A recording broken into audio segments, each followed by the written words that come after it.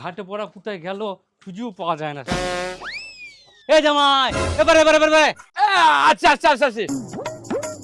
কি হয়েছে শ্বশুর মশাই বলেন? বলছি তাড়াতাড়ি বাজার যা, বাজারে গিয়ে এক মুঠো চাল, এক মুঠো ডাল আর এক মুঠো তেল নিয়ে আয় গা। এ বাবা, এ কি বলছেন?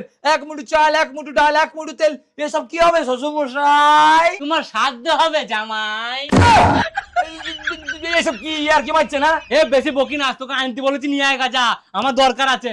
আচ্ছা বাবা ঠিক আছে, আপনার দরকার আছে আমি এনে দিচ্ছি, তার আগে একটা বিড়ি দেন, খেতে খেতে চলে যাই।